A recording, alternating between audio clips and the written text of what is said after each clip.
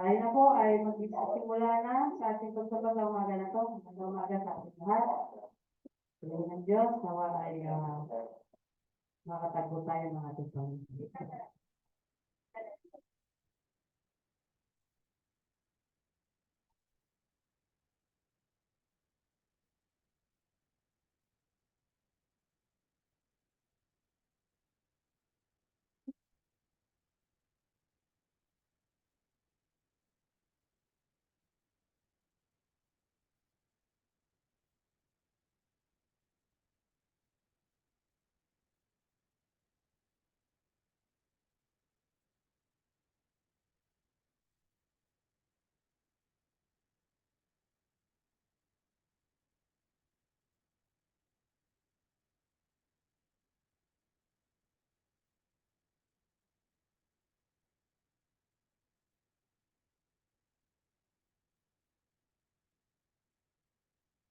Itong bago po sa lahat, para sa paunang pagbasa, sa Psalm 96, kung chapter, sing to the Lord a new song. Sing to the Lord,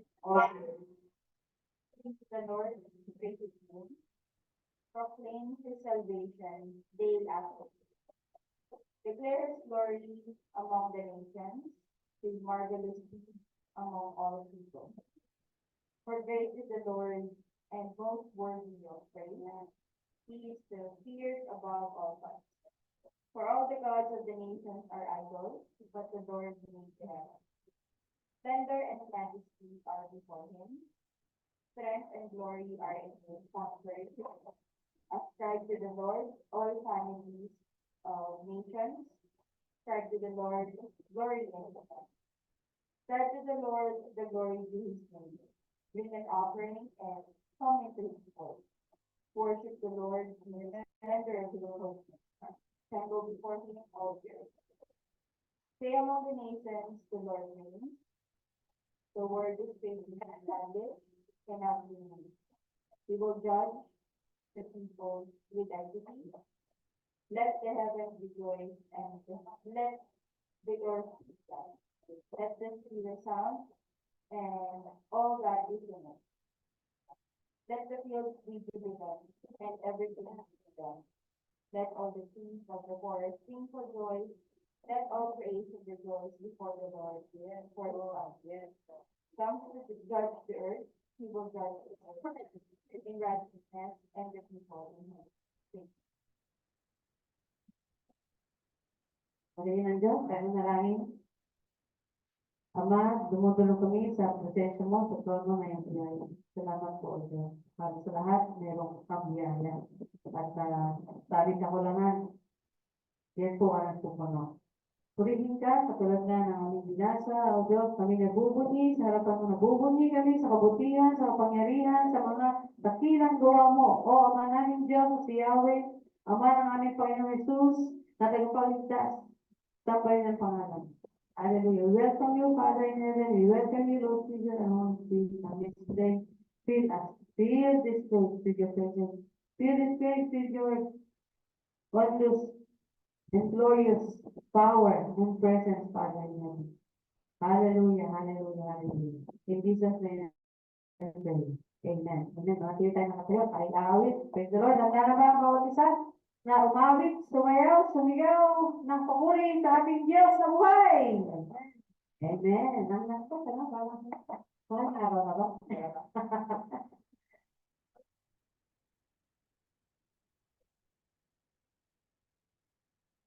Bye-bye.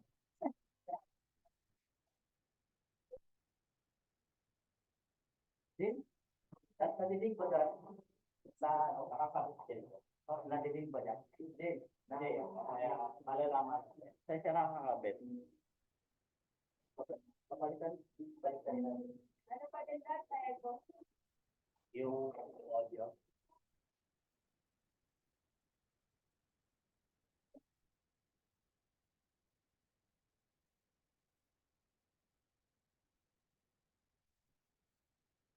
Hallelujah. Purihin ng Panginoon. Hallelujah. Tayo patuloy ng sumamba. sa ating Diyos. Nangulitan ng ating baklawin. Ayan sa Diyos, hallelujah. Pray ng Diyos.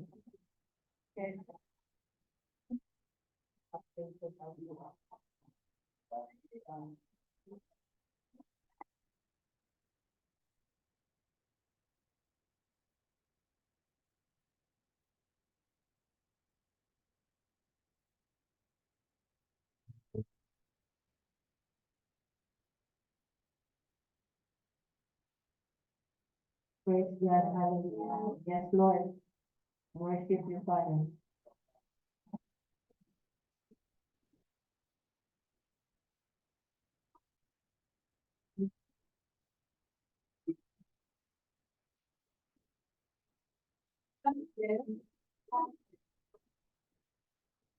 Lord, hallelujah.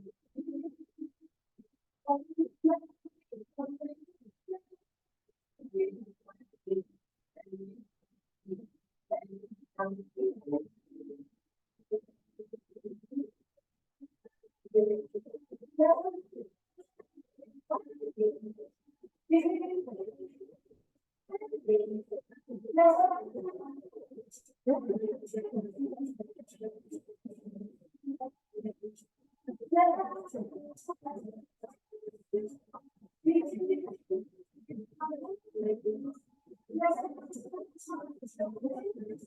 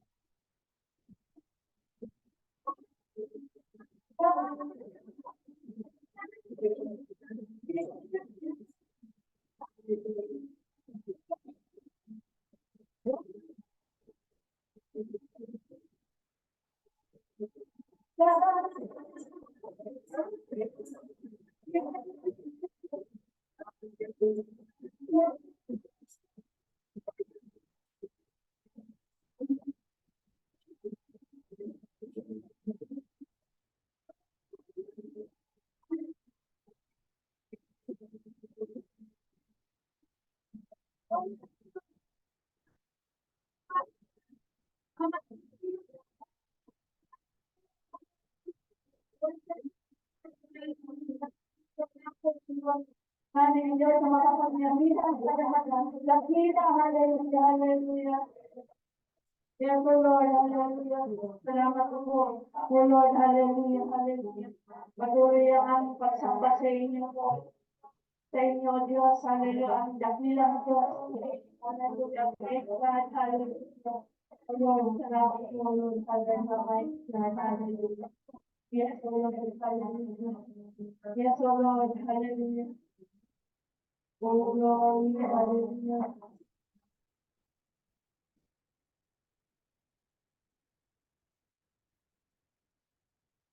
Yes, Lord, hallelujah. Thank you.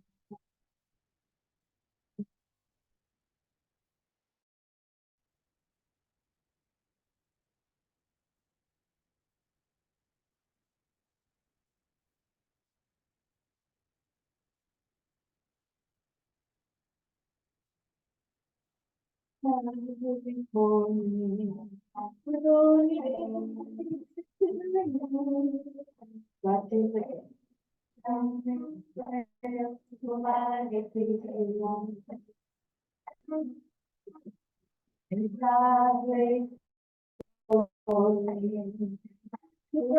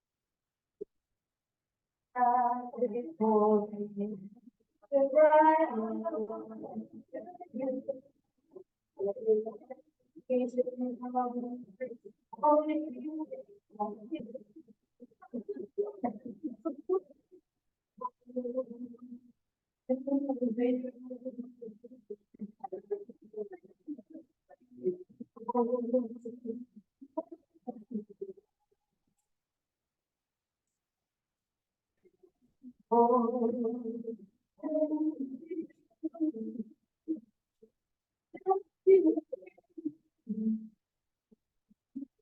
Lord,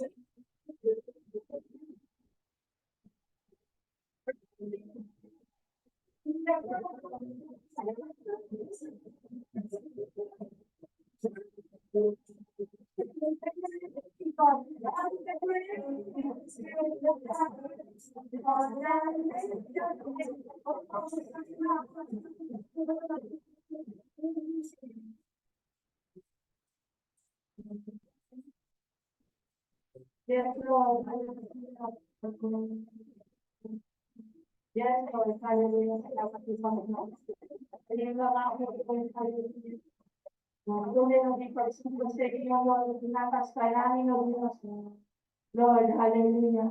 Diyos ang makapangyarihan sa lahat. Karapat dapat sambahin at purihin. Hallelujah. Yes, Lord. Salamat, Panginoon. Hallelujah, hallelujah. Sa pag-alay mo na iyong buhay para sa amin, Lord. Itong sa linggo na ito, Panginoon, hallelujah. Ay muli kami, Lord, hallelujah. Nagpunita, Panginoon. Hallelujah, hallelujah. Sa ginawa mo sa krus ng Kalbaryo, God. Hallelujah. Unang Sunday, O Lord, hallelujah. Kami, Lord, ay humihingi sa inyo, Lord, ng paglilinis mo, Lord. Kapatawaran, Panginoon. Patawarin mo ang mga. Hallelujah. Salamat, Lord. Nasa aming pagsama-sama na ito, Panginoon. Hallelujah. At patuloy namin, inaalay ang aming mga sarili, Lord, sa aming pagsama at pagtutulong sa inyo. Purinto, Diyos. Purinto, Lord. Hallelujah. Purinto, Diyos. Hallelujah. Lord. Papuri at pagsasalas sa inyo, Diyos, sa kanamin. Panginoong Jesus, hallelujah. O salamat sa banal na Espiritu. Kanyang Panginoon. Give you glory, Lord. Hallelujah. Honor and praises, Lord. Hallelujah, hallelujah. Amen, hallelujah. Amen.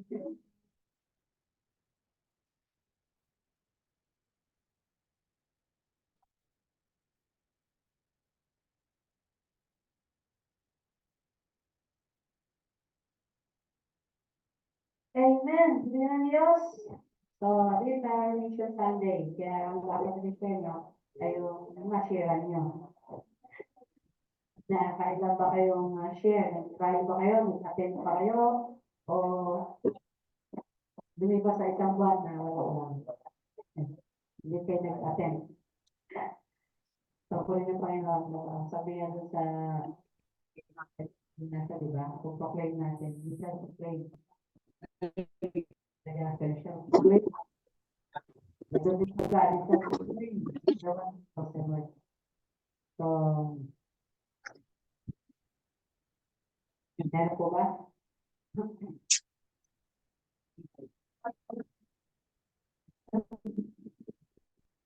Ha? Pahinga lang muna siya, ikaw muna. Yang es yang trabajo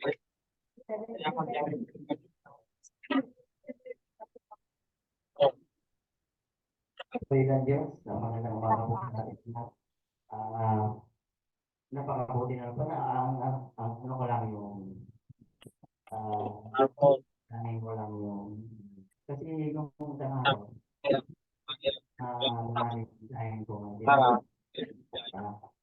hindi kira ko kay Diyos yung may ang pagkalang gano'n salita ng pagkalang tapos na gusto mo naman kasi itong kasi anak niya yung may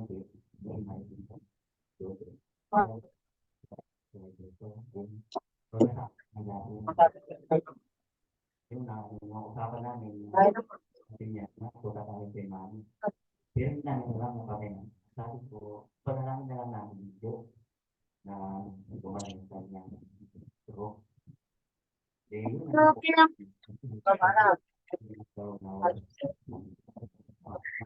kami video kami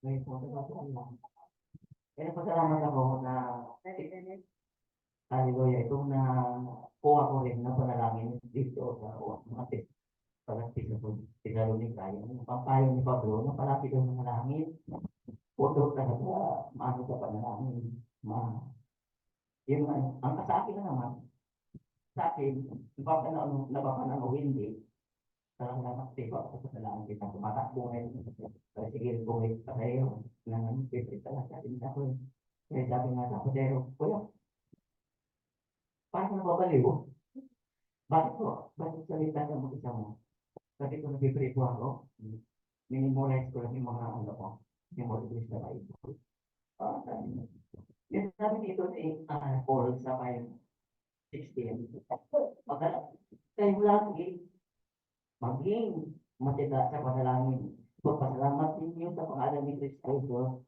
ang lahat ng pangyayari sapagkat iyon ang ibig ng Diyos. Hallelujah. Yun ang punas na ko. Kaya masalamat ako na hindi namin ito pinatira ko doon din sa kasi napakahirap naman yung inuutos na sa atin ng Diyos. Unang-unang sa Kanya, tapos pangalawa sa mga pastor, tapos natin, bakit hindi natin ito magawa? Parang nabibingi tayo, narinig natin sa kaya. Tapos ipapalabas natin. Itong panahon natin, kahit lang yung kapon din, nakipaglibing kami dyan sa ang pinupunta rin ako talaga si Boy binigyan ko lang makakain. Sabi niya, nabibirot ako niyan, so meron ako. Sabi sinabi ko, kakain ako. Nung natin na kami sa Portland, kami sa Pero. Sabi niya, kasi mahirap kasi ibigyan namin. Pero niwala naman si Orwell, sabi niya, ano ba nalaman niyo ito? Warranty. Sabi ko, hindi ko naman ginano yung sinawata yung nila. Basta pag paniwala natin sa ito, sarap ang ating paniwala. Tapos, kay Kristo, bilang anak ng Diyos, o yan naman din. Kaya mo salamat sabi niya, ito siguro tanin mo. Kanina nga, sinakayay ko na sabi niya, dalawang na lang doon. Kaya hindi pa ako nagabili. Kaya yung panalangin ko palagi na dito lang. Dito lang. Eh, kinapot tayo na tayo. Dito lang. Ito naman. Sinabi ni Paul. Bisa ko kita. Una, tinatol. Basta, una tayo na yun. Dito lang kita kakapin. Pero naman siya. Kaya nagpo-focus din ako sa inyong bandi. Sa mga bakoy. Dito. Parang tanong niya na nag-okay ba kasi daw natin dito. Sabi ko, hindi mawala yan. Kahit mawala pa tayo, pero si Bandi mawala. Sabi, ano mayari? Hindi mawala yun. Sabi ko, kung pwede po, mag-antakit po kayo. Hindi natin maanong isang tao kasi daming sailan, daming katulong. Tapos yung manuwang ko naman itong babae, Timothy, asawang Timothy, kasi sinasabi natin ang sarangin ko. Sabi ko, Tim, bakit lumayan ka pa? Pwede naman tayo dito. Kasi Timothy, dyan ka na lang, mata. Mata ang tawag niya sa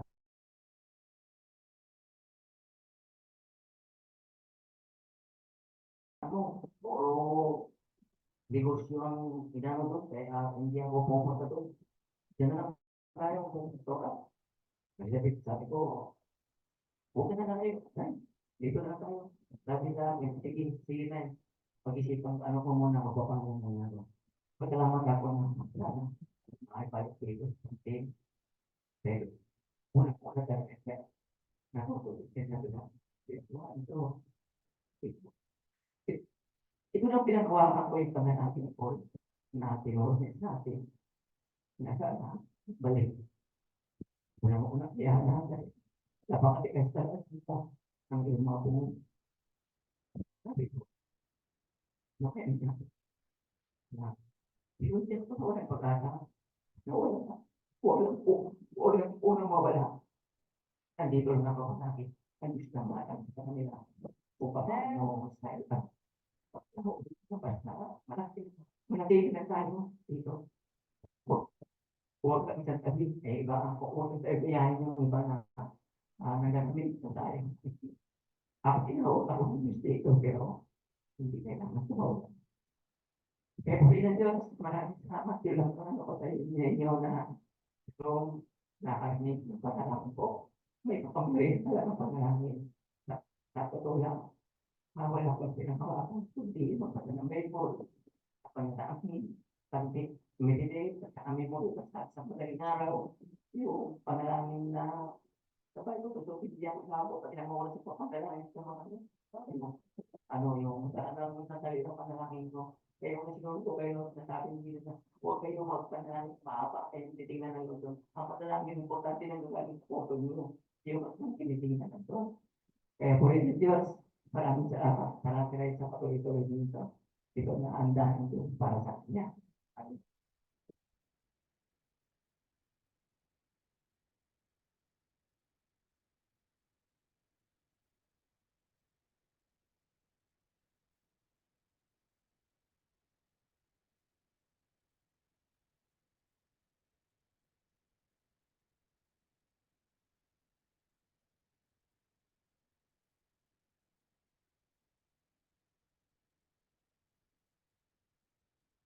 Sana?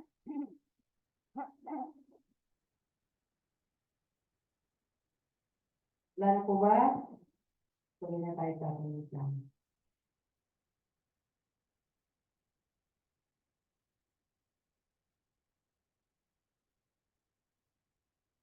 So, dahil tayo ay nasasabi, tuloy-tuloy lang ako sa lahat ng tungkol sa pag-share ng gospel, pag-mission, pag-inan sa ating kids at saka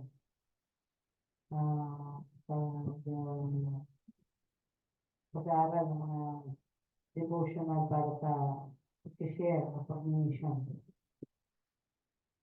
So, ang ating message ay yung mismo word na commission. No? Nandun ba kayo? Kasi kung tinawag yung mandato na binigay ni Jesus sa Matthew 28:18-19, ang tinawag nila doon ay Great Commission of Christ. No? Sa Tagalog ay pinakatakilang utos o appointment, commission, assignment. Bakit dakila? Kasi ang nagbigay dakila. Pangalawa, bakit dakila? Kasi ang layunin dakila, kaligtasan ng bawat kaluluwa. Bakit dakila? Kasi ang reward dakila din. Great is the reward. Amen ba? Yan. Kaya Great Commission. Dakila ang nagbigay, dakilang layunin, at dakilang reward. Pagka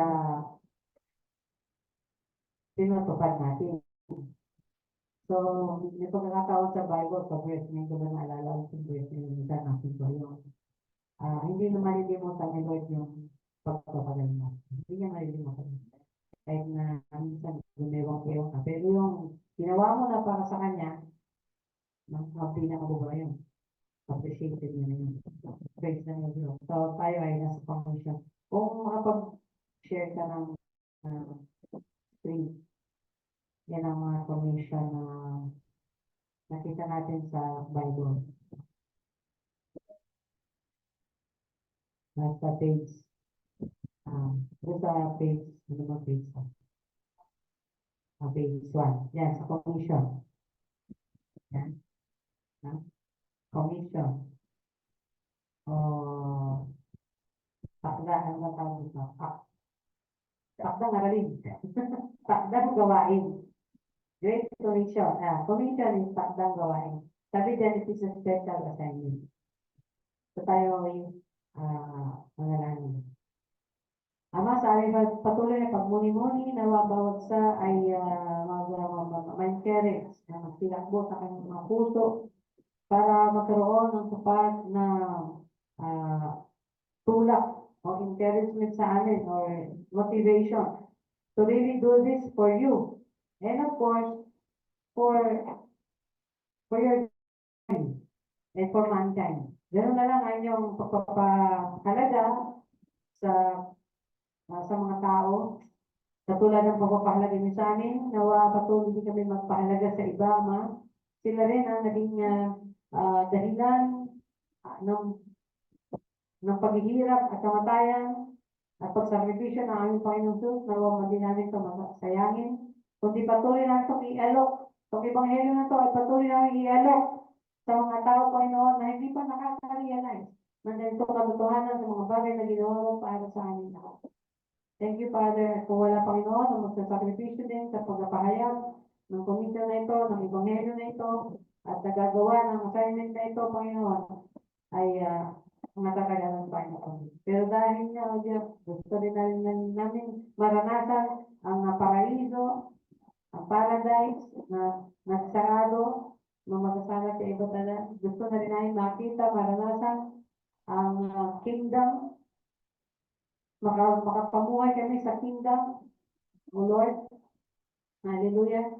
At hindi naman masasayang ang buhay namin dito. Kasi ito, earthbound lang, Ama.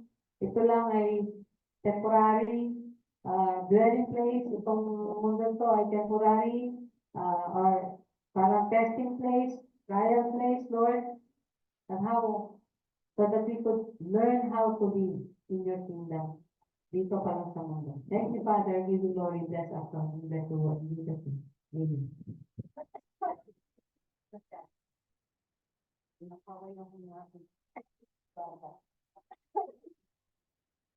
So, yung commission, ang ibig sabihin ay special assignment. Sino po ba ang binigyan ng commission? Sino po ba ang binigyan ng special assignment? Una-una, siyempre si Kristo, di ba? Christ's commission to mankind.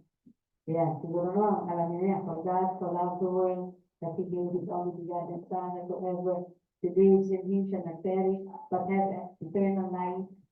Sabi niya, for God did not send the Son into the world to judge the world, but that the world should be or might be saved through Him. And he who believes in Him is not judged. He who does not believe has been judged already, because he has not believed in the name of the only begotten Son of God. Kaya sa Tagalog, ang pangalan natin mamay. Ay, natutulog. Baka nakakatulog na. Oh, hanggang ano yan ha? Hanggang 18, hindi lang yan 16. Baka mapasubo ka, 6 presenting kita dito. 16 kami 18. Sabi dito, sapagkat kayo na lang ang pag-ibig ng Diyos sa sangkatauhan.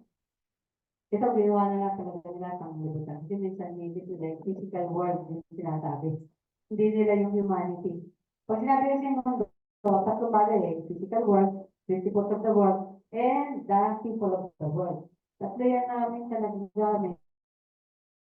Minsan, alam mo naman yung mga utak na hindi masyadong nabuksan. Sabi niya, ba't mahal ba talaga lang sa mundo? Kaya mo ba, kaya niya ang mundo, i-adjust nga yung word eh. Sabi niya, do not love the world, di ba? Pero ikaw forgot to love the world. Minsan gano'n eh. Kasi dun sa First John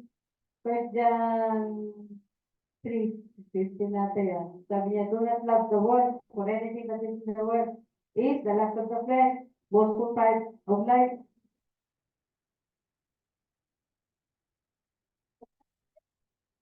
Okay, may naman. Sabi ko, mag-isa na rin mo. Sabi ko, niyari mo na nila bago nila binigay sa salamat ulit. Ganyan. Kaya sabi doon, forgot to love the world. Bakit kapag talaga, pag Tagalog, yun ang meaning. Kaya kapag kayo na lamang pag-ibig, hindi ng mundo, ng Diyos, hindi sa pangkatao. It's about the people of the world. Pag sinabing do not love the world, principles of the world yun. Kasi sinabi niya na sumunod na verse is, for anything, for everything that is of the world is, boastful pride of life. Prinsipyo ng mundo, di ba? Makaigo, makasarili, lahat for my glory, for my benefits, and for my pleasure, lahat for mine. Di ba? Yung pride of life, lust of the flesh, and lust of the eyes. Yun yung hindi natin mamahalin. Yung mga prinsipyo na sinusunod o pinapamuhay ng mundo. Ano ba yung mga prinsipyo? Mas mahalaga yung sarili kaysa sa kamag-anak, basta tungkol sa pera, mas mahalaga ang pera kaysa mahal sa buhay, mas mahalaga yung mga values, debase ng values. Diba? Sabi nga nung hindi pa, ewan ko kasi sila sana ng office na buwan na ganyan, tapos tawag pa sabi, sila na hindi niya, pinamahan niya na church. Nung meron niya magazine eh, nung say na buwan na ganyan. Tapos, mag-testimony sila. Kasi ang kapswira niya mga araw, sabi niya, ano naman niya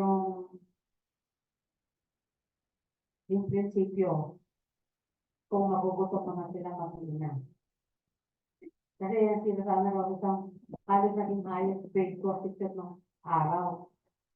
Million talaga yan, hindi po mababa ng million. Kaya na yung mama niya sobra, kaya sabi niya, yung naipon niya yung pera niya, binigyan niya ng, ano ba klaseng funding yun? Sa anak niya. Na kahit mawala siya, kahit hindi na magtrabaho na anak niya, mabubuhay yan. Ano ba tawag sa funds na yun na nilalagay sa bako. Tapos mamanahin yung pagkain.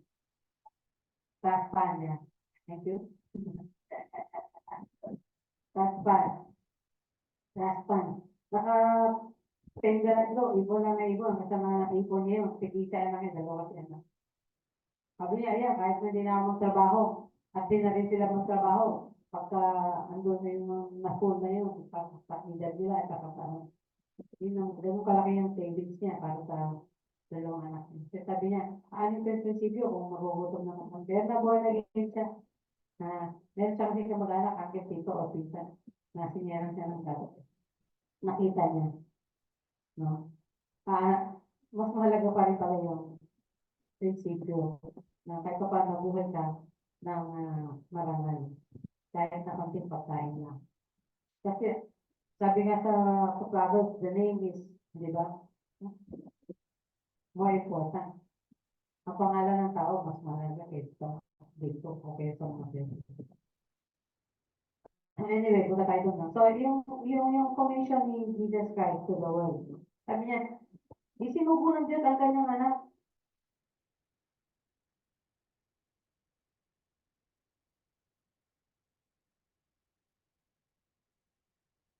Hindi upang hatulan ng parusa ang sanlibutan, kundi upang iligtas ito sa pamamagitan niya. Hindi hinahatulan ng parusa ang sumasampalataya sa kanya, ngunit hinatulan na ang hindi sumasampalataya, sapagkat hindi siya sumampalataya sa kaisa-isang anak ng Diyos. Kung tutusin, simple faith lang to. Bakit ka pasok sa langit? Nagiligtas ako ng Diyos. Sinawit niya ako doon sa kalangitan. At pinaniwala. Naniwala ka doon, dito naniwala. So, pagsumunod na commission ay Israel to the Gentiles. No? Yung commission ng Israel para doon sa mga nasyon na mga hindi nakakilala sa Diyos. Hindi tumingin sa great invisible God. Sabi nga sa Romans, di ba?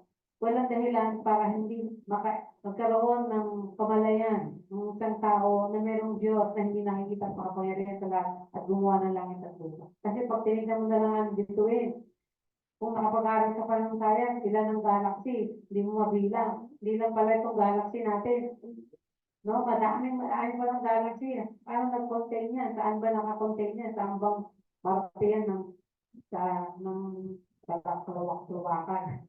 Hindi ng mundo, kalawak-lawakan. Tayo, nandun lang tayo sa Milky Way. Kung tawarin, bakit yung Milky Way? Mahilig siguro tayo sa galaxy. Milky Way Galaxy. Kahit sa isang tuldok ng maliit ang ballpen, baka mas maliit pa tayo doon. Kung titignan mo yung kalawakan na iba't ibang galaxy. Yun lang sa galaxy natin, hindi ka na makaka-explore doon. Hindi nga lang sa buwan Orbit pa lang natin, orbit lang natin, hirap na hirap tayo pumunta dyan sa buwan. Ilalabas pa tayo ng buwan, sa Mars. Tignan tayo nila sa Mars. Ilan planeta ba nasa paligid ng Sun? Ilang planets? How many planets? How many planets that go around the Sun? How? What? You forgot. You have to review that. Huh? Mercury ka tayo doon. Mercury. Tama. Yeah. Planets that revolve around the sun. Yeah. That go around the sun. Yes. You will review it. Pag yun, 9. 9 planets yata 8? Kasama Earth? -1. Di ba may minute? 8 na lang. Bakit ano yung natanggal? Ha?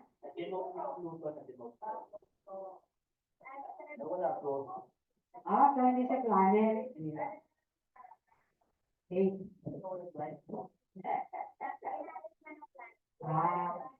Yung sa mga siyensyang nagtalaga ng mga planeta na yan. Sila din ang sumira sa kanilang pagtatalaga tayo. Nag-modernize na yung kanilang pag-aaral. Anyway, ang Israel to the Gentiles, talaga ang pinili ng Diyos si Abraham.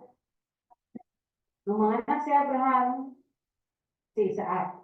Nung mga anak si Isaac, naging 2. Yung pangalawa ang kanyang pinili. Kasi kambal. Nauna si Esau, tapos pangalawa si Jacob. Ang pinili niya si Jacob. Ngayon, ang anak si Jacob ng 12. So, sino pinili niya para magdala ng lineage na magliligtas ng sanlibutan? Lagi na ito pinag-aaralan. Sa 12 tribes of Israel, no? Sino ang pinili ng Diyos para magdala ng dugo, ng seed ng mangliligtas? Binhi ng mangliligtas. Benjamin daw, yung bunso. Si Joseph, pangalawa. Yun, nakahula din. He is the tribe of He is the lion in the tribe of Judah. Jesus took my shameful sin. Diba? Sa mga awitin na lang, makikita mo na yung doktrina natin Diba? Si Judah, pakailangan ng Israel.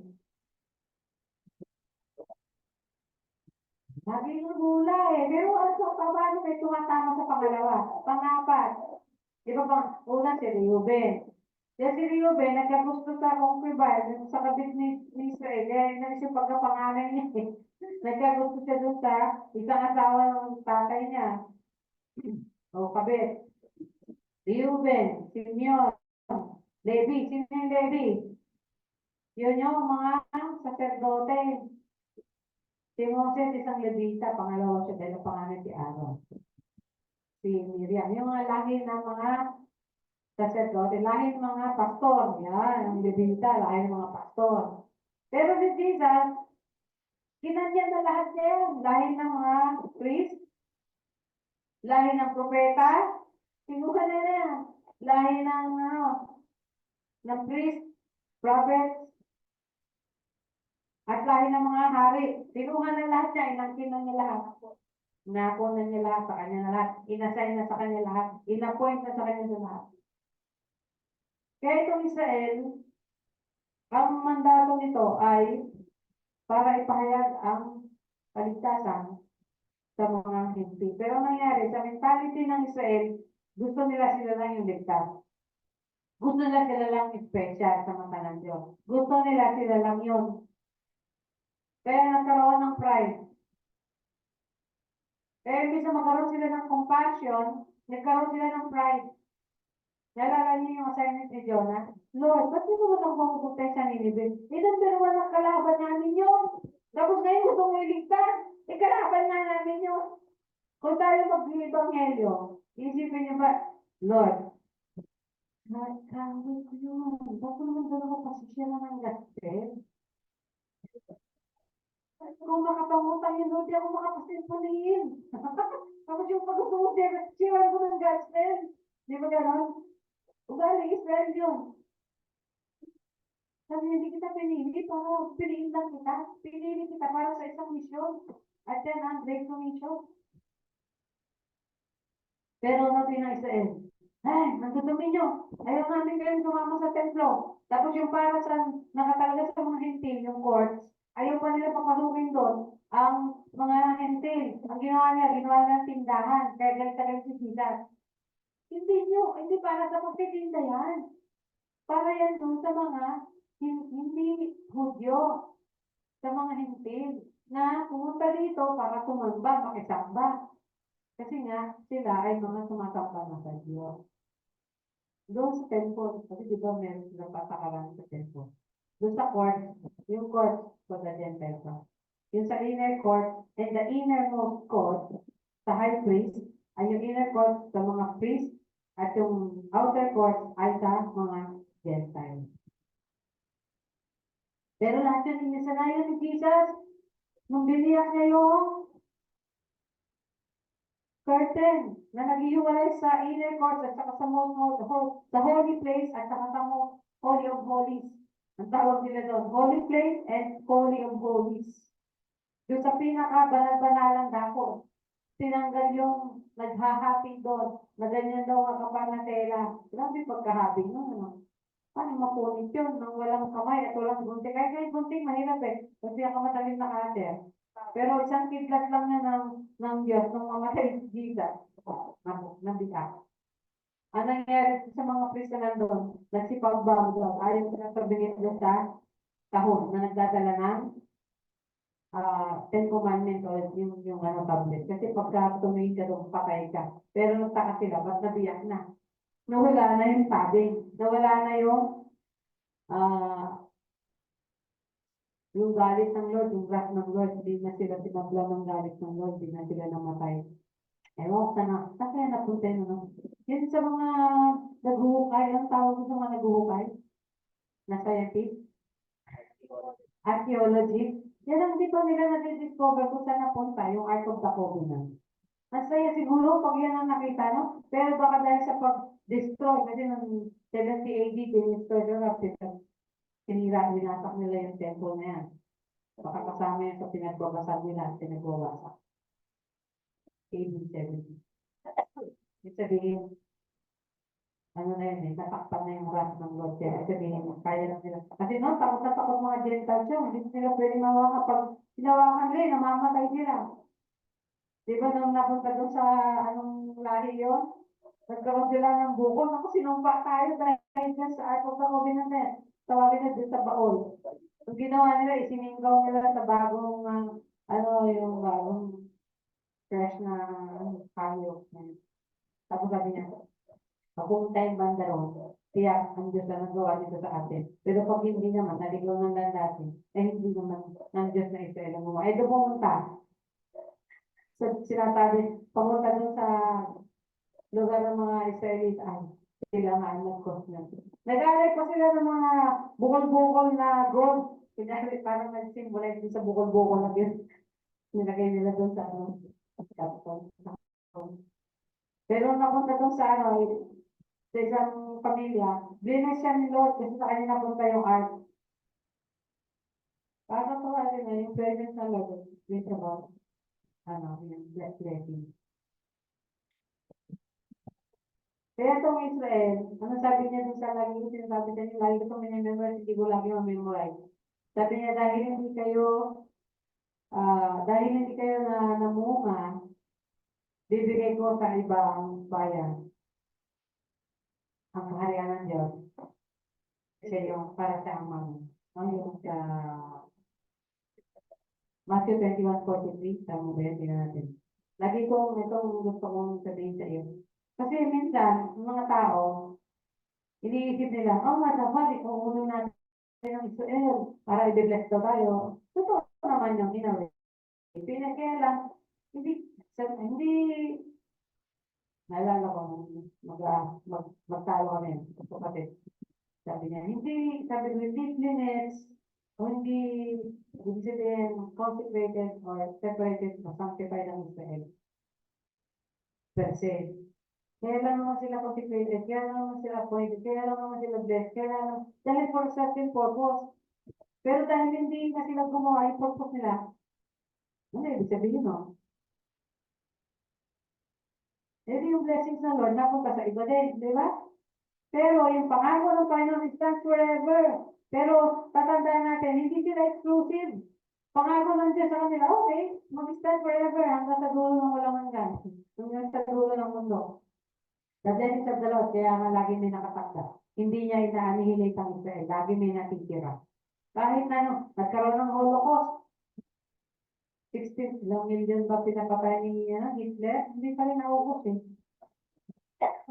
At dumami ulit.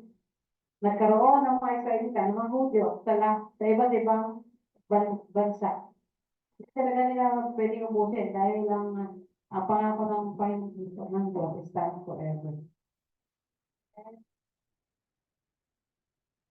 Pero wag natin tingnan sila na sila ay angat na nasyon. Hindi ganun ang Diyos. Kaya lang sila inangat ng Diyos, siniwalay para sa Great Commission. Pero hindi sila namunga, ibinigay sa mga hentil. Kasama tayo doon. Hello? Diba? Nung sabi sa Tagalog, kaya nga sinasabi ko sa inyo, ang kaharian ng Diyos ay kukunin sa inyo. Kausap niyo dito mga Hudyo. At ibibigay sa mga taong masunurin sa kalooban ng Diyos. Doon sa English, ano eh, that is, I will give to the nation that it will be for fruit. Merong bunga. Iba dyan? Iba dyan?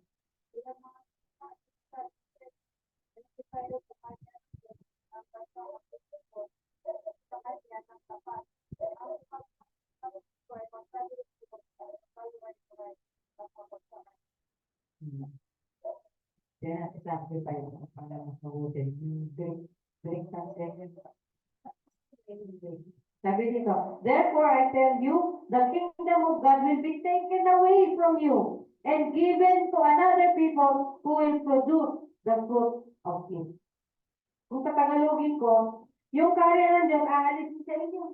At ibibigay doon sa ibang nasyon, ibang lahi, na magbubunga, na magkakaroon ng bunga ng kaharian ng Diyos. So, sila, hindi nila may share yung gospel kasi hindi nga sila naniwala kay Jesus hanggang ngayon eh. Ano ba yan? Pero, natutuwa Natutuwa naman ako kasi marami na ako narinig ngayon na at saka nakikita sa internet na mga Jews, believer, Christian na, believer of Jesus, believer of the Bible. Kasi sila, believer lang sila ng Torah, ng Tanakh, o yung Old Testament. Pero yung New Testament, hindi sila ayaw nilang paniwalaan yan. Kaya paano sila maghamit ng Diyos? Kaya nasabi ko sa inyo, sa tingin ko, ang Ebanghelyo, pupunta na pabalik na sa kanila for the second chance. Kapag hindi pa rin nila tinanggap ang Ebanghelyo, dahil madami ng Hudyo ngayon eh, na born again eh, yung Bible believing and Christian talaga. Sabi sabihin, sila na mismo rin, yung mga mag-share sa kanila, mga kababayan. Kasi si Pablo, di ba? Sabi niya, ay naku, ayun pa gabi, kaya di ka ako sa mga hintil, mga ngaral. Kasi ito ang tinalaga sa akin ng Diyos sa mga hintil ako mga ngaral. Pero, ayaw niyang i-set aside. Nag-share pa rin siya sa temple, ibig sabihin, Israelita muna, Jew muna, bago sa labas ng temple. Ganon pa rin ang ginawa ni Pablo.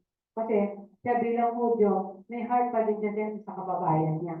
Kaya kayo, kahit na tinatangyan kayo ng pamilya nyo, mag-share pa rin kayo unang-una sa pamilya nyo. And this is what it means to have a Operation Home-Based Church. Mamaya, bibigyan ko kayo ng Children's Devotional Bible. Ang assignment nyo ay ituturo nyo yan sa pamilya nyo. You must have a weekly devotional study or Bible study sa family. To be headed by the head of the family. Basta, tigasan nyo. Yung maging firm kayo. Magkaroon tayo dapat, magkaroon tayo O sige, kung magkaroon kayo strategy, kunyari, sa lang kayo, kapag kain na kayo nagkakasalo, o wala mong makakain, mag-share tayo ng gospel. Ito yung reading, at ito yung meaning. Ano na yung devotional, at kids yun for kids. Siguro naman, maintindihan niya yung matatanda. Kaya nga ginawa kayo for kids. At nagpa-xerox na rin ako ng celebration series na lesson natin. Kung hindi nyo natapos, nandyan na, meron na tayong xerox. Kaya sa bawat pamilya ay hindi ko lang bigyan si EJ kasi kaya naman niya yung downloaded. At yung Tagalog kasi pinaserok ko para kay Nonoy. Especially para kay Nonoy. Kaya lang, hindi rin makatindi ng Tagalog ng Bisaya. Yung Bisaya. Ngayon, maghahanap ako ng Bisaya para mag-translate. Pero pwede ka rin, bigyan ko ng Bisaya yung Bible to. Dati bumibili ko ng mga local Bumili ko ng Bicol. Pwede lang, iniiwan ko pag may narisira ako, iniwanan ko sa kanila. Katulad nung napunta ako sa Albay. Meron akong dalang Bible na Bicol. Kalain mo yun, sabi nung siniran ko ng tanda. Sinabi ko mag-Bicol, marunong kahit hindi alam, memorize ko lang natin mga verses sa date and verses. Tapos iniiwan ko yun, inaan ko nila ako, dito ka na lang. Sabi sa akin, hindi po, nagpakasyon lang po ako dito. Noon ako sa tawid na, tuwa sa bako, known as the San Miguel Island. Sabi mo, ang tinawiran namin pag tabako na pantalan, papunta dun sa San Miguel na tira pala yun. It's Albay yun San Miguel Island. At ang piyesta nila doon, birthday ko, saan kanya? October 7. Kaya mo ka muna umuwi. Piyesta kami, kaya piyesta October 7, birthday ko umuwi kasi naman, dito pa ako pinapunta ng Panginoon talaga. Kaya bago pumunta sa may bahay, aakyat ka ng ilang steps, siguro more than 100 steps. Kasi island na yung pagano sa steep. Kasi hindi ka makaligo doon sa paligid ng island na yun, kasi maputik. Parang putik ang yan. Kasi nagwawash doon sa island pagano. Kabuti, yung sila, may kinukuha na silang tubig doon sa baba. Tapos iakyat mo doon sa taas. Fresh water. So, sa balon. Tapos sabi sa akin, ako, manula ako basta naglalakotan ako, gano'n, titingin ako sa paligid. Ginasaway ako ng doon sa gano'n. Sabi ko, kung kayo basta-basta pumunta dyan, kasi baka makasagi. Kasi hindi, iilag sa akin yan. Pag nakita nila akong kaya iilag, hindi ko sila makasagi. Natatawa sila sa akin. So, ligo kami doon sa Kasi ewan po kayo, pag may nakita po kayo puto na isda, huwag may paglaruan. Sabi, kasi maligno nga daw. Sabi ko, sabi ng maligno dito, kaya ngayon, papaalisin ko yung lahat ng maligno na yan. Anyway, ang mahalaga dito, yung malaman natin, nag-fail lang sa sarili niya ng Beach Commission. Sana hindi din tayo mag-fail. Kasi ang sunod na nag-commission ng twice is the, sino ba yun? Question natin. Sino yung binigyan ng commission ng Lord? It's the, number 3, nabigyan ng special assignment sa commission ng Lord. It's the Church of Christ. You and me, being a part of that church. Kaya nga sabi niya, dumating sa inyo ba ng Espiritu upang kayo lahat tayo na pinuntahan, pinirahan, binabaan mo ng Espiritu ng Diyos ay magpatotoo to be witness. And you shall be my witnesses. Kung di man ikaw maging evangelist, kung hindi kayo maging evangelist, maging witness lang kayo. Kaya nga marunong kayo ang basic lang na pwede nyo alamin ay yung gospel at yung assurance of salvation. Baka kasi kayo mismo, hindi kayo assured na ligtas kayo. Yung mga verses na yan, hindi kayo kasunod yung follow-up lessons. Hanapin ko yung mga follow-up lessons. Ang best follow-up lessons na natutunan ko ay yung follow-up lessons ng Campus to People. Kaya dyan ang aming foundation. Dyan din ako nabuhay na yun. At kahit nakapikit ako, nasishare ko yung 4 spiritual law. Sabi ko sa attorney ng mga kaibigan mo, lahat ng law, halos na memorize mo. Pero yung 4 spiritual law, di mo alam.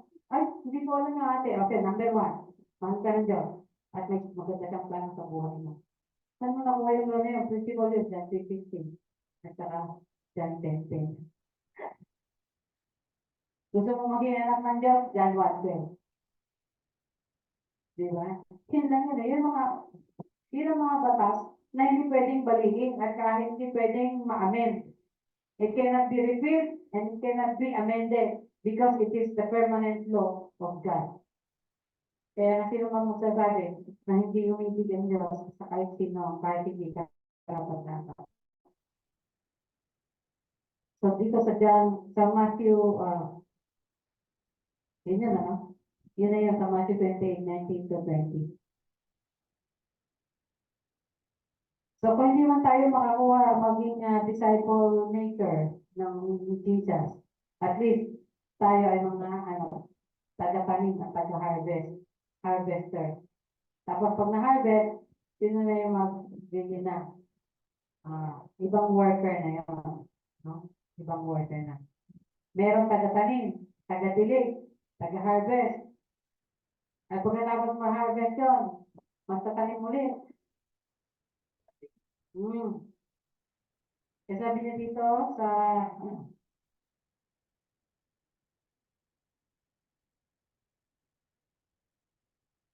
ito sabi ni Paul, no? Sabi, behold, we are turning to the Gentiles, for so the Lord has commanded us. Actually, talagang sa umpisa, talagang ang tawag ni Pablo para sa hindi. Kaya hindi niya matiis na mag-share sa mga kapwa niya Hudyo. Sabi niya, but when the Jews saw the crowds, they were filled with jealousy and contradicting the things spoken by Paul. Biro mo, pinagsisilosan niya. Kapag naging ng tao, magsiselos ba tayo? Gusto ba namin sabihin, sabi hindi ka nagwalagin para tumitulis sa impyerno. Naalala kayo, dalawang bumari eh. Di, bumari mo, natawag dito, magposigido. Sabi niya, hindi dito, kasi best friend niya yung dalawang bumari. Huwag na dito sa best friend. Pero dahil umasin sila ng may bunsali sa kusina. Sabi niya sa akin, hindi ka. Hindi ko sa akin kasi naman sa director sa office pareho. Sira niya yung kumari ko, ngayon umatay na yung balita. Ha? Wala pa ako gawag siya, mismo nagsabi, dito, basta sila mo siya dito. Kasi pala, nagtatalo na para sila, nag-debate na wala sila. Kasi pinaupo niya ako, din siya ako tulog. Okay, ba? Timing ba? Kasi office na yun. Pinaupo niya ako sa harap ng table.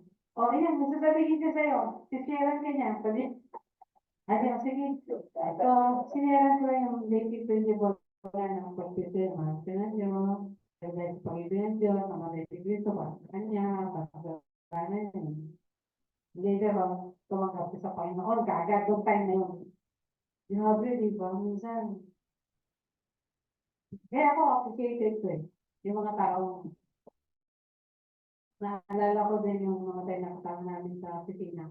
Hindi ako nagtuturo sa opisina. Pero sabi niya, Nasora, magturo ka.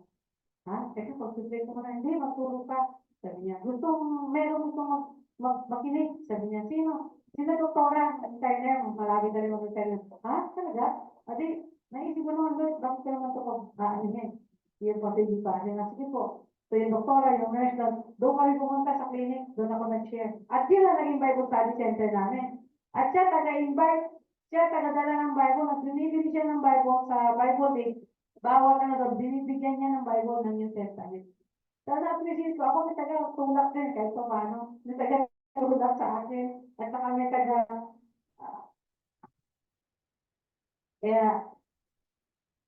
kaya nag-boom yung ano nun eh, yung Bible study. Kasi meron taga-invite, may taga-ikot, may taga-ano, ako naman taga-turo lang. Hindi ko ginawa lahat yun. Hindi ka tulad dito sa church, ako lahat. So, Kaya nga sabi ko, mas naging pastor na ako sa Manila, kaysa sa simbahan eh. okay tayo. Oo. Natatawa ko dun sa kapatid. Nakatawa lang siya sila. Siya na yung magdadance doon. Si Pata magigitara doon. Kung di siya magdance, siya magigitara. Tapos pagkatapos niya magitara, tatayo siya magpipit. Lahat na. Sabi niya, mabuti nga ako, may taga-kanta. Kung di nagkataon, ako pa rin kakanta. Na isang bagay na rin kasalanan ko rin siguro sa pag-ministry. Mas maganda siguro. Katulad din ng nanay yan eh. Yung nanay, mas natuturuan niya yung anak pag tamad siya. Papakita niya paano gawin. Tapos pag di niya ginawa, balat siya. Papakita ka lang paano gawin. Sabi mo, tapos gawin mo. I'll show you how and then do it. Pero kung ikaw kasi ba, ay nako, tamad ka nga, ako na gagawa, kung ano, bago makapag-hihugas ng pinggan, umabot na ng 24 hours, di pa rin ako gaso ng pinggan. Hindi ikaw na maghuhugas. Okay, di ba? Hindi yan na-appeal yung how to do it. Alam mo nangyari rin sa amin yan eh, nung buhay ko yung mother ko. Kaya nung biglang mga tayo mother, matatawa ka sa mga labahan namin. Sabi ko, Lord, paano mo yan gagawin ko dito sa mga labahan, mga kapatid ko? May dalawang lalaki pa naman. Tapos dalawang babae. Tapos sinamahan pa ng isang may asawa. Kaya, tapos tama-tama mga anak pa rin siya noon. Kasi ito, naging kawawa eh. Kasi nagtatrabaho na ako eh. Siya na yung, pero nung wala pa akong trabaho, sabi ko, Buki, doon ang corner mo. Tambak mo yung ganit mo dyan. Kapag ka gusto mo isuot mo na isuot hanggang sa bulok. Ikaw din. Alex, ganyan ha. Tapos yung pinggan, pagdating ko, yun ang huhugasan ko, yung pinggan namin ni Daddy. Tapos tambak ko din dyan. Pagka kumain kayo, maghugas kayo dyan. Kasi kung gusto ko sipag naman ako, galing na ako sa Bilina, o Bilina, ay, kaya na, at paano, hanggang sa bunto namin, magaling magtatrabaho yan. Ang sisipa, pagaling ng 5 o'clock, puro mga gising niya, napakapinami niya, pulang niya dyan, pwede ng ano, kaya gawin si Elia, hanggang sa pagkanta niya, gawin siya eh. Kaya para siguro, minsan pag nandun ako sa, nadadala, parang nababalik pa rin sa kanya yung moment na pinaglilikuran niya ako eh. Kapag niya ako, ate, ano ba na, siyempre, gano'n. Eh ako, kakayo lang ako, mag-ano. Pero nasanay na rin ako mag-isa, kalamutan ako, kasi hindi na sa time, di ba? Nasundan niyo ako sa aking ministry. Dahil sa time na umiyak ka pa, Lord, sabi ko, Lord, ako ba nagbuntis sa lahat ng mga yan? Hindi ako nagbuntis yan. Pero unang-una kong sinigihan, nagpa-Bible study kami every 5 o'clock, 5 or 6 or 7 ng Friday. Sabi ko kayo, at anong lakot na niya, pagkat ng Friday, uuwi kayo.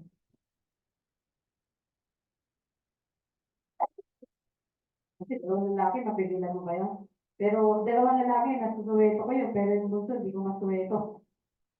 Si Nene. Pero siya yung pinaka naging disiplinado hasta ngayon, sa buhay niya ngayon. Kaya ay ate niya niya. So, minsan, makikita natin to. Kung ano man kinimission sa'yo ng Lord, yun ang gawin mo. Tapos, ipapasa mo. Kasalanan ni Joshua. Si Moses, tinray niya si Joshua. Si Joshua, tumanda at namatay, wala siyang tinray. So, ano nangyari sa Israel? Wala na, gulo. So, may kasalanan niya. Sobrang sipag niya, sobrang delikado niya sa Diyos. Sa sobrang ano niya. Buti kasi Moses, dahil matanda na siya, 150 years old. Eh, siyempre, o 180 years old, tapos tumanda ng 40 years old sa wilderness, at siyempre. So, sa ating pag-commission, mayroong mga requirements. Una, kailangan tapat ka. Siyempre naman. Kung hindi ka tapat, hindi siyempre bundol-bundol din ang paglilingkod mo o paglilingkod. Tapat ka sa Diyos, tapat ka sa tawag sa iyo, sa pagpapalabas sa Panginoon. Sumunod, siyempre, kailangan masipag. Ito sa diligence, tinignan ko itong verses na ito eh. Nakita ko si Pablo, sabi niya kung saan pa ako nakarating, sabi niya doon pa, at napunta ako sa Illyricum. Sabi ko saan yung lugar na Illyricum? So, niresearch ko. Ito pala ang Rome, sa tawid ng dagat na yan, nandun yung Illyricum. Nasakop yun ng Rome, malamang. Pero, doon sa kanyang travel na makikita rin sa mapa dyan, doon sa yung fourth missionary journey ni Paul, hindi siya nakarating doon sa Illyricum, doon sa kanyang sa pattern na sinabi doon. Pero doon sa Romans, sabi niya nakarating siyang gandun. That was 59 to 60 AD. Sabi ko yun, tambaya si Pablo noon, 60 years old na rin. Kasi 69 AD, that was 69 after the resurrection of Jesus Christ. 59 pala, 59. So, 60 siguro rin. So, nakiisip ako, matanda na rin. Sa fourth missionary journey ni Pablo, matanda na rin siya. Pero narating pa rin yun. Yung inilito. Palidagat pa rin po yun. Sabi niya, nung sa inilito, yun niya, masipag ako, ibang helyo ako. Nandun ang katipagan siya. Kaya nasabi niya, dumating ng punto na, ano na siya, na para siyang drink na naubos na. Ayun na sabi niya, sa dulo ng buhay. At pangatlo, willingness. Actually, itong requirements na to ay tatlo lang na nando, kinuha ko to. Itong lesson na to, it is from the book of, yung Bible, yung sabi nila. Yung Bible ko na study Bible dyan. Open Bible. Kailangan sa paggawa mo ng commission mo, ng assignment mo, willing ka, siyempre. Eh kung hindi ka naman willing, nagkakabante ka. O kaya pag-iwang-iwang ka. Minsan sa opisina, pagka nahirapan sila, kaya nga hindi ko sana ayaw ko sana itong item na to eh. Sabi ko sa loob-loob ko, pagka gusto mong ma-promote, kahit ano gagawin mo. Pero nung ma-promote, sabi mo, ayaw mo yung item na yan. Parang gano'n, di ba? Sabi namin, pag anong gano'n siya, at tratabante, o pag giwang-giwang.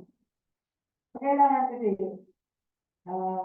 naalala ko, sino ba yung narinig ko na naman, sino magpapatotoo mga pastor? Dati, ayoko naman maging pastor. Karamihan ng mga pastor, sasabihin, ayaw niya magpastor. Pero bakit siya? Ako yun, hindi na madalas kung sinasabi nun eh. Nung sabi ko, ayoko naman talaga magpastor, kaya nga ako, kahit nakatapos akong Bible ko, 1 year course lang. Eh, talaga nagtuturo lang ako kasi ng aking gifting. Tuturo, administration, sige, tumutulong lang ako sa mga leaders. At the same time, may nagtuturo ako bata mo sa Pero, nung tinawag ako ng Lord, hindi ko na yung masyadong naalala kasi nandun na eh. Ginampalan ko na, tsaka feeling na ako, sabi nga nila sa akin, bakit tayo mo pumunta doon? Pwede ka palang mag-abroad, pwede ka palang gumanyan, pwede ka palang mag-promote, pwede ka palang lahat yan, pwede mo kasi nakikita nila, marami ko skill and talent. Pero Nag-iisip ako, ba't nga ba pumunta? Eh, hindi kasi maiwanan pa ministry. Ayaw nga, kasi yun pala, mga pala. Pero hindi ako, kahit kailan, nandito na ako sa doon ng aking pagtatrabaho at pagpapasok hanggang, ay hindi ako naghinayang na siguro sana yumaman na ako. Hindi ko sinabi sana, siguro nakarating na rin ako sa ganang lugar, sa ganang lugar, sa ganang lugar. Hindi, kasi hindi naman yun ang aking gustong inaay sa buhay ko eh. Ang silang maay na sa buhay ko, siyempre, palugod natin ang ating Panginoon. At ang number 4, to, dinagdag ko lang to, at ito yung lesson natin nung last OHB. Yung mga hindi naka-attend, may lesson ng commitment. Pero makukuha nyo rin yan kapag later on, nakita mo, ni-screenshot ko, sinishare ko. Para pwede nyo i-download o pwede nyo ipa-print out nyo. Ipagano nyo yung cellphone nyo, pasipsip nyo sa cellphone nyo, ipiprint nyo. Pero English. Pero siguro naman, marunong kayo gumamit ng dictionary. Ano naman, di ba? Diyan sa cellphone nyo, meron din dyan dictionary. Mag-download ka na Webster Dictionary. Na free, meron free. I-google mo na lang kapag may internet ka, meron din free. Kasi ba, ang meaning ng commitment. Pagtatalaga, ang English meron din. Ang commitment ay pagtatalaga, no? Ng walang atrasan. Commitment. It is ang kasal, it is a lifelong commitment, no? Ay, baka ma-aprobahan yung divorce. Ay, para sa kaya si Nono. Pag daw 5 years kayo hindi na nagsasama, plus pakialaman, mapatunayan niya, pwede kayo ma-divorce. Yung contact niya, it will be, yeah, it will be, madami mo gusto. Alam mo yung katira na, nakakatawa nagdidebate, parehong Kristiyano, parehong, pastor, parehong mga. Kaya kasi, nakita natin yung sitwasyon, diba? Ba't ka pa magpapakahirap? Gagawa ka na another mali. Dahil nga sa isang bagay na batas, na hindi, sabi niya, sabi nung, nagdebate natin kami doon ng sarili. Eh, bakit naman, pinayagan ni Moses, pinayagan naman ni Lord. O di, payagan rin natin, sabi niya. Eh, di ba sabi ni Jesus, pinayagan dahil sa katigatan ng ulo, pero from the beginning, ang pinagtama ng Diyos, hindi pwedeng mag-iwan. Gusto ko i-debate. Pero, hindi naman tumumpong yung aking kalokohan kasi tinatamad ako ng time na. Eh, gusto ko sana sabihin. Eh, dami kayo nagsasabi, ang pinagtama ng, ang kinasalba, ibig sabihin, pinagtama ng Diyos. O, di ba, debate na naman yun. kung gusto ko lang pero actually, binibigyan ko sila ng tanong, sila yung nagkakagulo, tawa ko ng tawa, kasi puro patuloy-tuloy ko. O, ito naman, ito ng tanong, mga debatable na issue.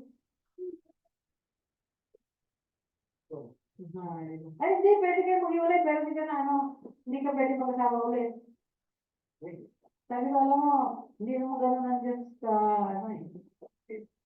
or sabi natin na,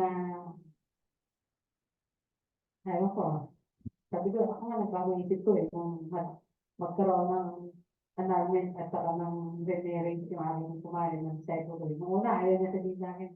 Later on, sabi ko, hindi naman kita i-judge eh. Yun ang mo kay Lord eh, na yun kayo judge mo eh. Hindi naman siya namuhay sa kasinungalingan, no? Makipiwala siya sa asawa na, nakadik. Muntik pa nga siya magsasalit ng sakit sa babae dahil nandun sa pagbababae ng asawa niya at ng bubugo at ang toko. Kaya kawawa din. Kasi sabi ko, naawa din siya, pero sabi niya, wala na yung talaga naman. So, dapat nag-asawa siya, dahil nandigo sa kanya, at sabi niya, ayaw na yung tumanda na walang kasama sa buwan. Nag-asawa ulit siya, nag-divorsyado. Pero tayo, strict tayo, no? Strict yung ating pinanggalingan ng church, strict talaga ang church.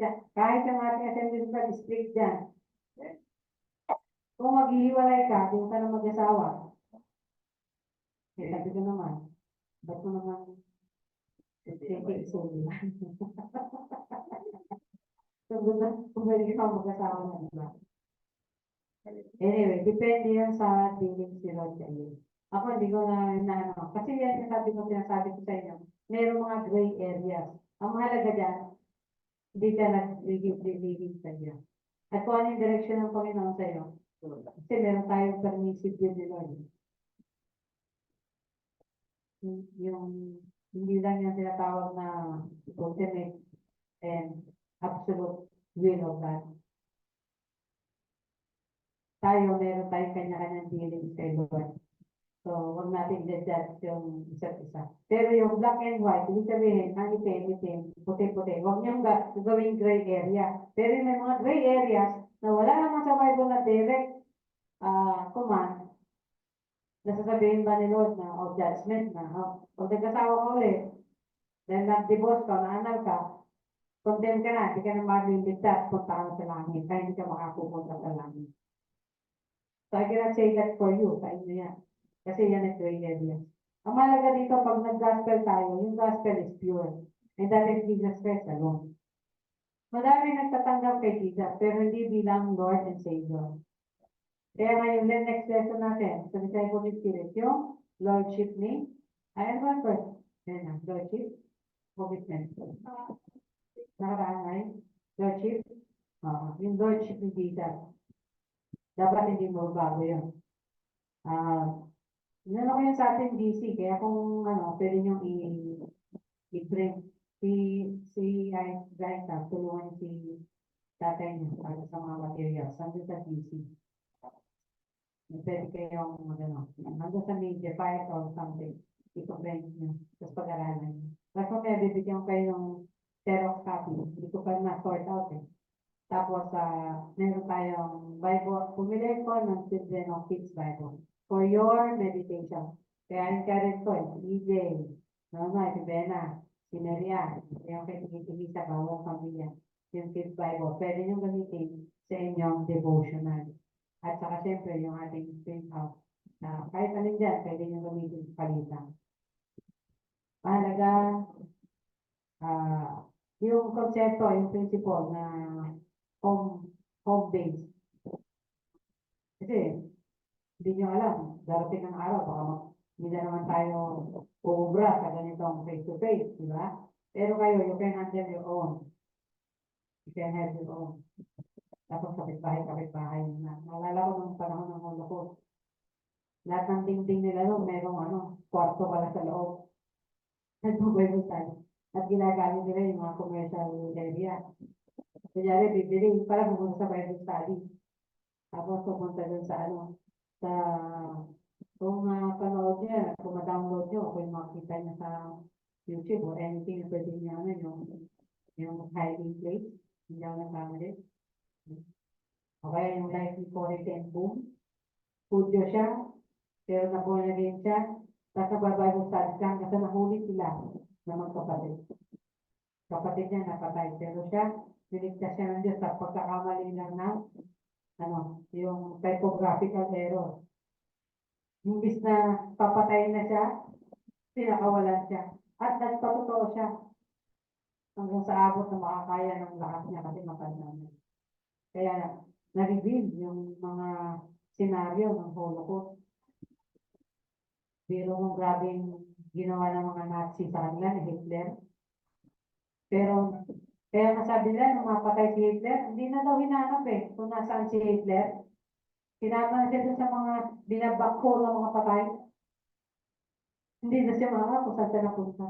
Pero nakakatawa, ang tagal din mapagayon, merong nagbigay sa kanya merong general niya na nagdala ng bomba sa, touchy case. Tapos namimitig sila dyan sa table na yan. Dilagay doon, sa ilalim niya. Grabe talaga yung yan. Pero siyempre, galaw siya ng galaw. Nagsasabi siya ng strategy, ganyan, mga German na yan. Alam mo, sumabog yun. Hindi ba na siya na kasi doon sa isa, napakakapal na ng lamesa ngayon. Ganyan kakapal yung pinaka, paa. Tapos yung table dito ay ganyan din kakapal. Sobrang kapal yung table na yun.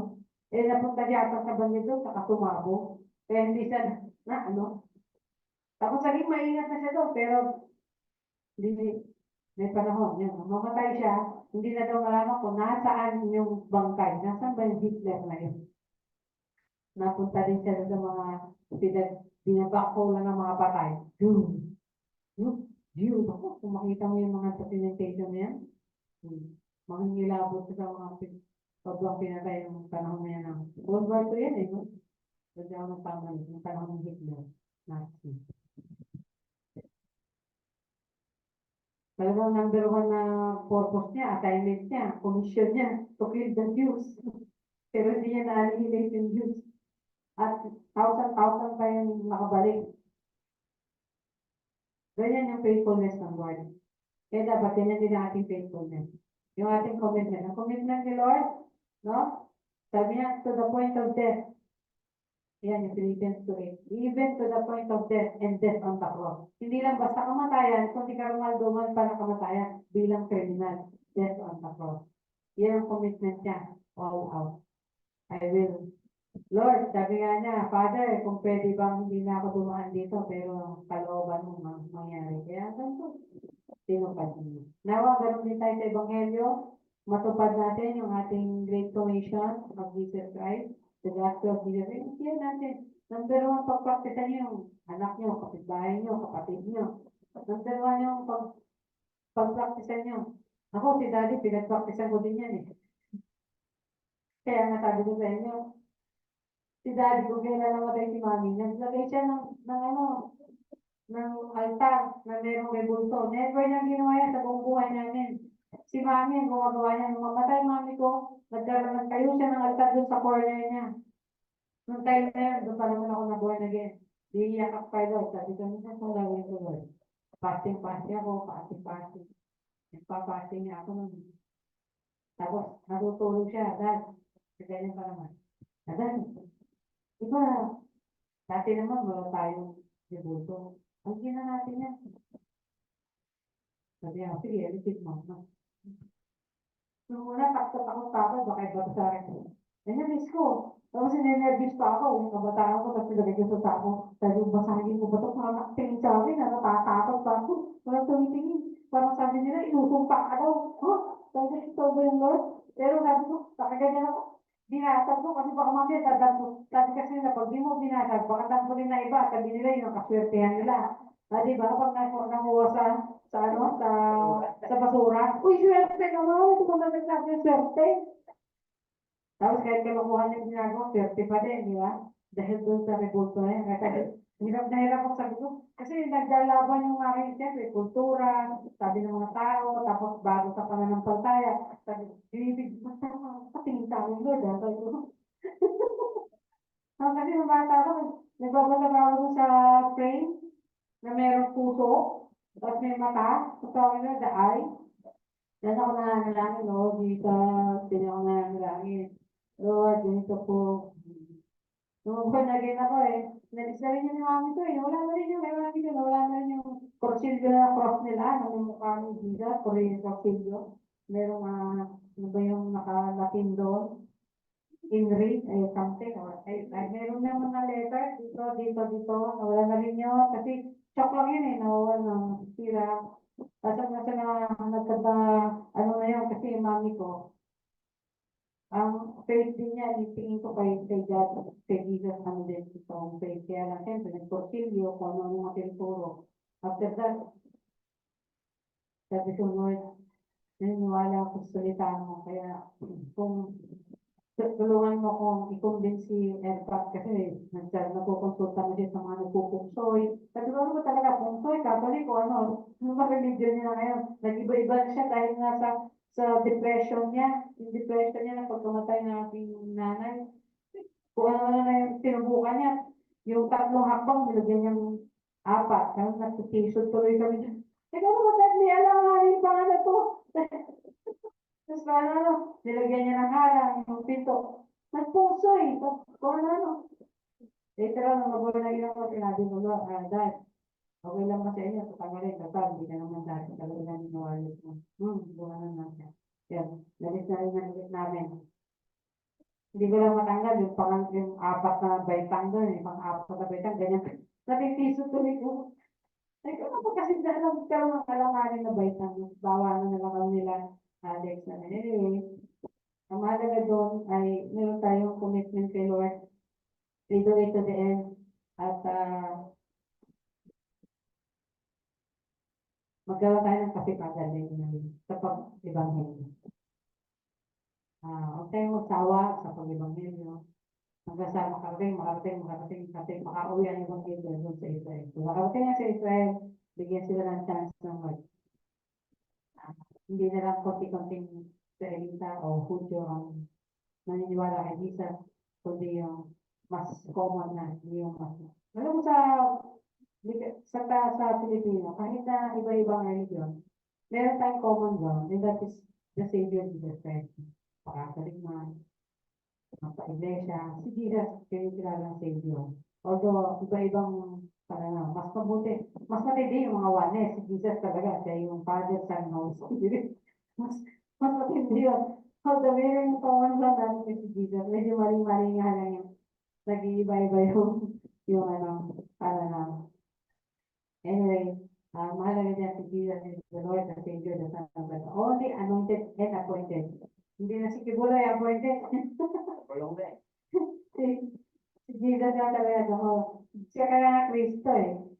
Ibig sabihin, siya yung anointed eh. Siya yung tinalagay. Sabi niya eh, there is no salvation under heaven and on earth. But only in the name of Jesus Christ. Kaya, wala talagang superficialities na tao. Anyway, yun. Ang secret lang dyan, memorize niyo yung mga salvation verses. Doon sa mga material na meron akong binibigay sa inyo, nandiyan ang mga salvation verses. Kaya yan, kahit na bulol-bulol, mali-mali Tagalog yan, Bisaya kasi, kahit pa paano, sinisharean niya yan. Kaya bahala na yung banal na espiritu na umintindi. Magpaintindi sa mga sinisharean niya. Ay, bulol-bulok to kasi yung Tagalog eh. Anyway, mahalaga, si Jesus ang daan. Tanging daan. Hindi lang siya isa sa mga daan, kundi kaisa-isang daan. Tanging daan. Tunay na daan. Isang daan. Patungo sa sarian ng Diyos. Patungo sa paanan. Patungo sa kaligtasan at buhay na walang gan at kapatawaran ng kasalanan. Sa magitan, sabi niya, by virtue of the death, sa magitan o sa kapangyarihan ng kanyang kamatayan, nabayaran niya ang lahat ng kasalanan mo, kasalanan ko, kasalanan ng buong sanglibutan, at kasalanan noon, ngayon, magpakailanman, forever. Sabi niya, the power of the blood remains. Grabe yung power of the blood of Jesus. Yun talaga ang tagligtas sa ating lahat. Tayo manalangin. Ama, salamat po. Nawa, na-encourage nyo ang mga anak nyo, Panginoon. Naisip nyo, naisip namin, Panginoon, na hindi kayo nag-despair sa mission mo. Jesus, hindi kayo nag-lie low at hindi rin kayo, kahit na hiniling nyo sa Ama na huwag dumaan sa ganong kamatayan, pero ganun pa rin ang willingness nyo na ibigay ang iyong buhay. Tanging ibigay ang iyong buhay sa mga makasalanan. Panginoon. May we also have this kind of attitude, sabi nga ni Paul sa Philippians. No, meron kami din itong attitude na willing kami to obey you even to the point of death. Thank you, kapag sa dulo naman, kamatayan, Panginoon, nandun ang tunay ng buhay na pinagkaloob niyo sa bawat nananampalataya, sa bawat anak niyo, sa bawat mga likha niyo, Panginoon, na kumilala sa inyo, o Panginoon, ito at Diyos na tunay. Thank you, Jesus, and thank you for blessing us today. In Jesus' name, amen and amen. At tayo ay pumunta sa communion, yung ating mga kapwa kong mananambahan ay naghanda po ba kayo ng inyong pagkomunyon, ang tinapay at juice, rosaro?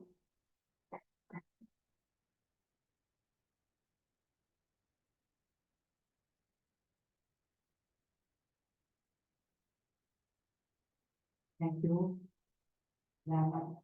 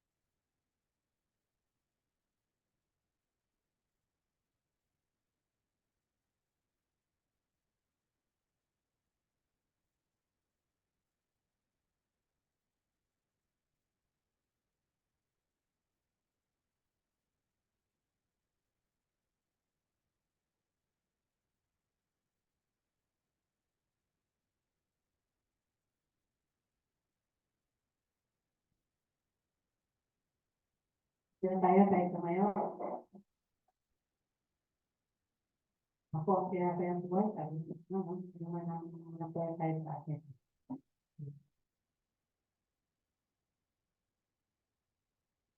Hindi na magugutom. Tama ba yan, Mike?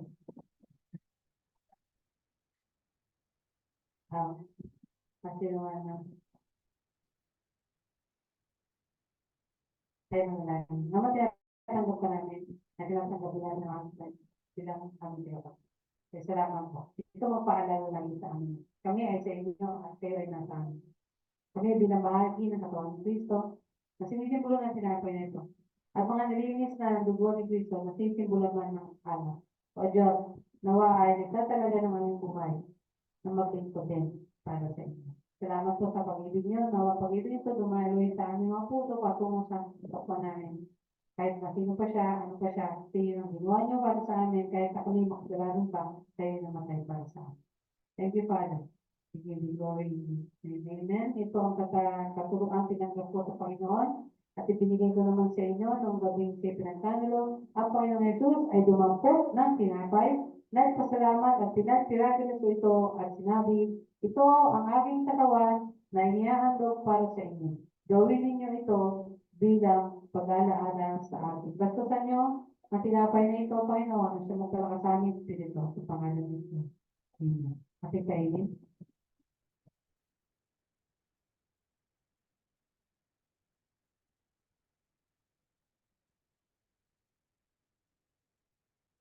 Kumain na po ba kayo ng tinapay? Mga tagatong po.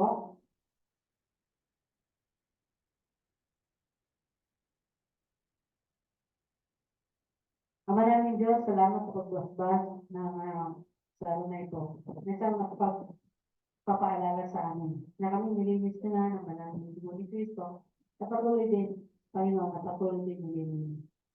Purihin ka nawa makatinaw ito ang aming mga espiritual na mga kauhawan sa pangalan na ito. Matapos maghapunan, tumampok din siya ng kopa. Sinabi ang kopang ito ay ang bagong tipan ng Diyos na pinagtibay ng aking dugo. Tuwing inumin ninyo ito, gawin ninyo bilang pag-alala sa akin. Napagkat kakain kayo ng tinapay na ito at iinom sa kopang ito. Ipinahayag ninyo ang kamatayan ng Panginoon hanggang sa kanyang muling pagsalita. Amen. Ating namin. Amen. Purihin ang Diyos.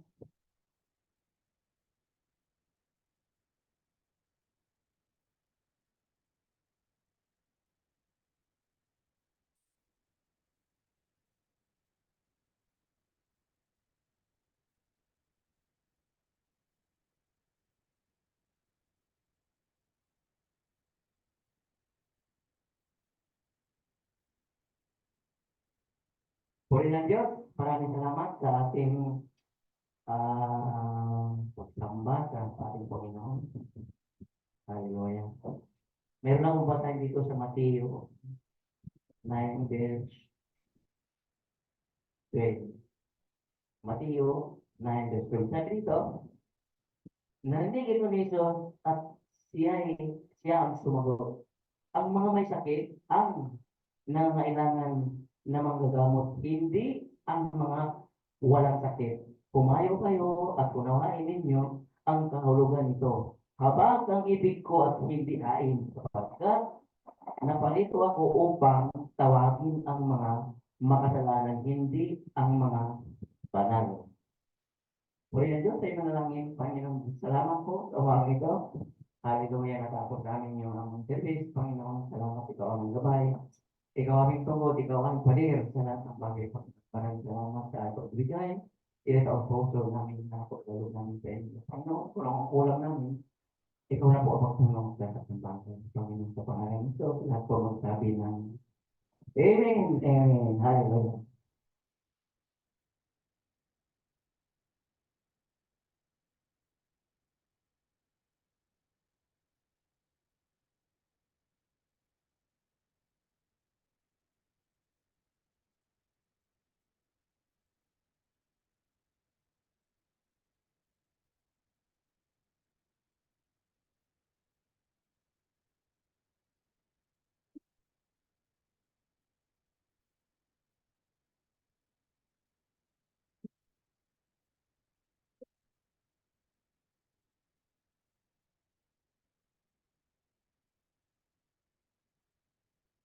Ay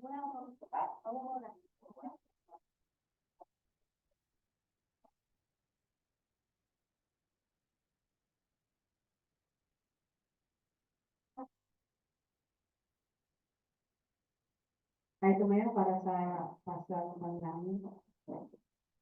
Ama, kami ang hayo, tulad ng sinabi sila mga pagkakataon. Nawa madala namin ng kapatid niya, balang spirito, pagkaya sa lahat ng ang mga makahalubig, Lord. Kami ay gabayan mo sa pagtakot ito, sa pagkakataon, paghayag ng iyong ng itong heritage. Thank you. Panalangin ko ang aming mga pangailangan. Thank you, Lord. Hindi naman na nililingit sa inyo lagi ng aming pangailangan. Sa bawat pamilya na sumamba sa inyo ngayon, salamat inabot niyo na. Inabot niyo na kami sa aming mga pangailangan. Sa aming mga dinaramdam, sa aming Panginoon ng mga kapaglabagan. Kami, Panginoon, na inabot niyo na lahat. Salamat po at nakapag-ministeri kayo sa bawat pamilya, sa bawat bata, sa bawat nanay, bawat kakay.